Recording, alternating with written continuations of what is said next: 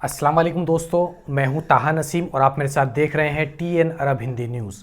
मैं आप लोगों के लिए लेके आया हूं सऊदी अरब से जुड़ी कुछ खास और ज़रूरी खबरें हमारे सभी गैर मुल्की भाइयों के लिए।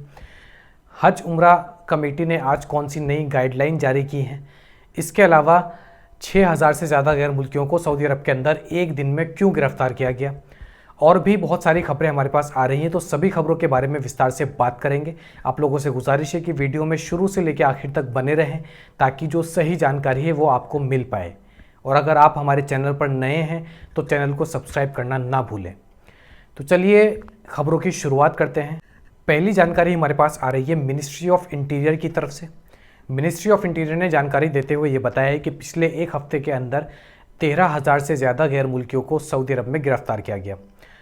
बॉर्डर रेसिडेंस और लेबर सिस्टम के मुताबिक इनको गिरफ्तार किया गया, यानी कि कुछ लोग ऐसे थे जो कि गलत तरीके से सऊदी में एंटर कर रहे थे या सऊदी से बाहर जा रहे थे, और कुछ लोग ऐसे थे जिनके कागज़ पूरे नहीं थे और वो गलत तरीके से सऊदी के अंदर रह रहे थे, और कुछ लोग ऐसे भी थे जिनके इकामा का फॉल्ट था, यानी कि इकामा में कुछ और काम लिखा हुआ है और दूसरा काम कर रहे हैं, या फिर इकामा ही नहीं है और किसी काम पर लगे हुए हैं। तो ऐसे 13,000 लोगों को गिरफ्तार किया गया, और बताया जा रहा है कि 628 ऐसे लोगों को गिरफ्तार किया गया जो कि गलत तरीके से सऊदी से एग्ज़िट कर रहे थे। उन 600 लोगों में से लगभग 64% जो लोग थे वो यमन नेशनलिटी के बताए जा रहे हैं, यमनी बताए जा रहे हैं। 35% इथोपियन नेशनलिटी के बताए जा रहे हैं और 2% अन्य नेशनलिटी के, यानी कि दो अलग मुल्कों के 2% लोग बताए जा रहे हैं। 13,000 लोगों में से 7,500 गैर मुल्कियों को उनके मुल्क वापस डिपोर्ट कर दिया गया, और इसके अलावा कुछ लोगों को जिनके ट्रैवल डॉक्यूमेंट्स कंप्लीट नहीं थे उनको उनके ऑफिसेज़ में भेजा गया अपने कागजात पूरे करवाने के लिए, और इकामा वालों के ऊपर भी केस दर्ज करके जो है उनको जेल में डाल दिया गया या फिर उनको डिपोर्ट कर दिया गया। तो आप अगर किसी भी तरीके से सऊदी के अंदर कोई भी सऊदी का कानून तोड़ते हुए सऊदी के अंदर रह रहे हैं तो उसको जल्द से जल्द ठीक करवा लें, यानी कि अपने कागजात पूरे करवा लें। इकामा नहीं है तो इकामा बनवा लें, या इकामा पे जो काम लिखा हुआ है, जिस कफ़ील के पास आप काम करने के लिए आए हुए हैं उस कफ़ील से आप भागे हुए हैं तो अपना या तो कफ़ील चेंज करवा लें या उस कफ़ील के पास वापस चले जाएं।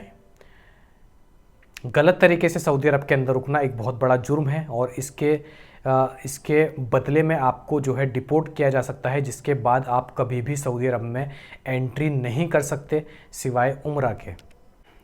अगली खबर हमारे पास आ रही है the general directorate of drug control की तरफ से। नशे को लेकर हमारे पास डेली खबरें आती हैं जब सऊदी अरब के अंदर गैर मुल्की या फिर सऊदी शहरी जो हैं इस काम में गिरफ्तार हो रहे हैं। जद्दा के अंदर 3 शख्स को 13 और 25 किलो के अलग अलग नशीले पदार्थों के साथ गिरफ्तार किया गया, जिनमें से 2 शख्स सऊदी शहरी बताए जा रहे हैं और उनके साथ में शामिल एक शख्स पाकिस्तान का बताया जा रहा है।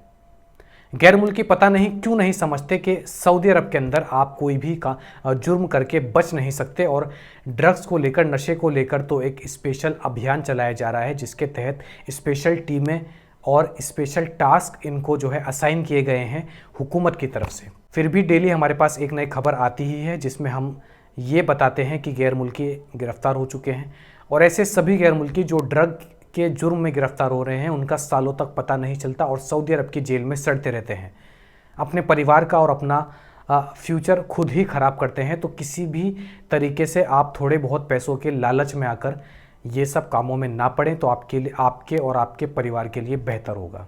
अगली जानकारी हमारे पास आ रही है हज एंड उम्रा कमेटी की तरफ से। हज एंड उम्रा कमेटी ने एक वीडियो जारी करते हुए एक मैसेज देने की कोशिश की है लोगों को।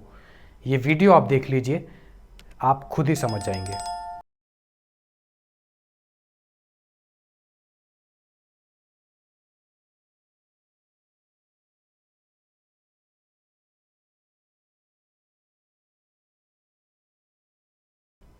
तो जैसा कि आपने वीडियो में देखा, हज एंड उम्रा कमेटी ने ये बताया है कि मक्का के अंदर मस्जिद अल हरम के अंदर किसी भी जगह पर मैट डाल के वहाँ पर लेट जाना या फिर वहाँ बैठ जाना लोगों के रास्ते की रुकावट बनता है।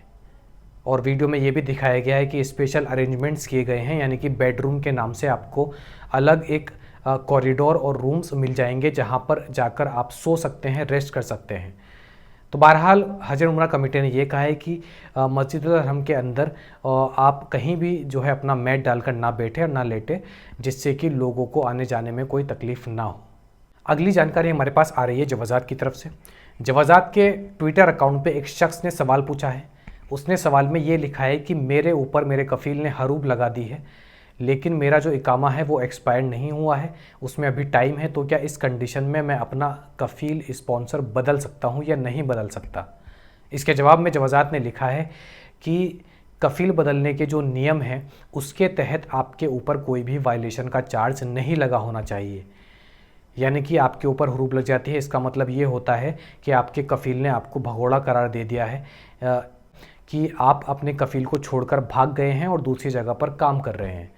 तो ये वायलेशन अगर आपके ख़िलाफ़ लगी हुई है, सिस्टम में आपकी फ़ाइल में हरूब लगी हुई है, तो आप किसी भी कंडीशन में किसी भी हालत में अपना कफ़ील नहीं बदल सकते जब तक आपका कफ़ील ये इजाज़त नहीं दे देगा कि ये मेरी इजाज़त से गया है और इस आपके ख़िलाफ़ जो उसने हरूब लगाई हुई है वो हटा नहीं देता, तब तक आप नया कफ़ील नहीं चेंज कर सकते, नए कफ़ील के पास नहीं जा सकते।